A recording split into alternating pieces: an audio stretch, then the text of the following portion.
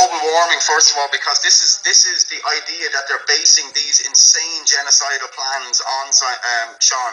Yeah. So let's talk about the 32,000 scientists that signed a petition in America 5 years ago, which all agree that global warming is a hoax. Yeah. 32,000 American scientists, 9,000 of which have PhDs, and it's just an absolute lie beyond. It's the greatest scientific fraud of our time, Sean.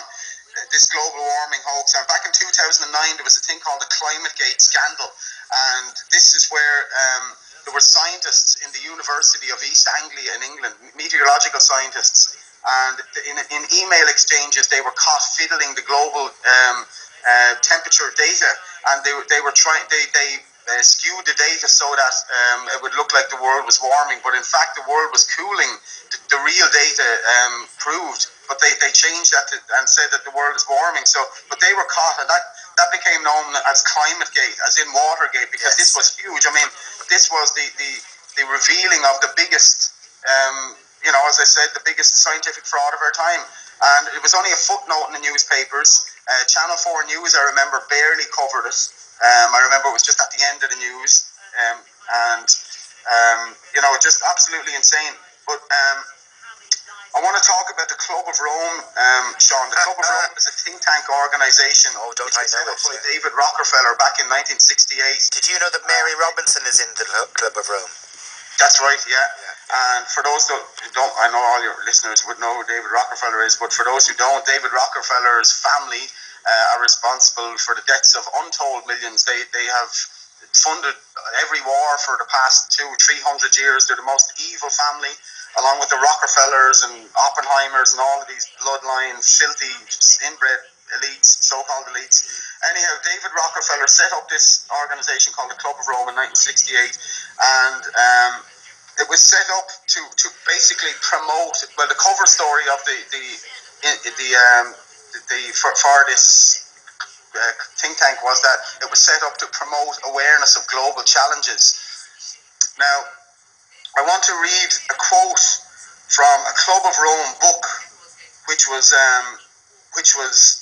written in 1991. It's called. Where is it now? One sec. I've got to get this quote. 1 second, John. No worries, you get the quote.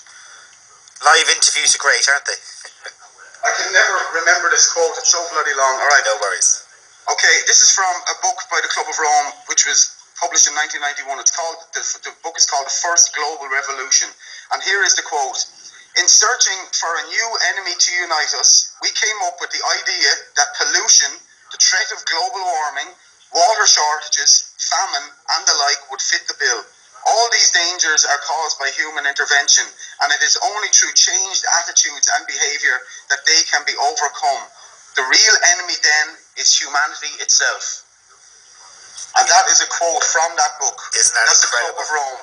Yeah, it's incredible. So, and like Henry Kissinger, he said, that we're just the herd, and that we need to be culled on a regular basis. Yeah. So this is sorry. Go on, Sean. No, you carry on, Terry.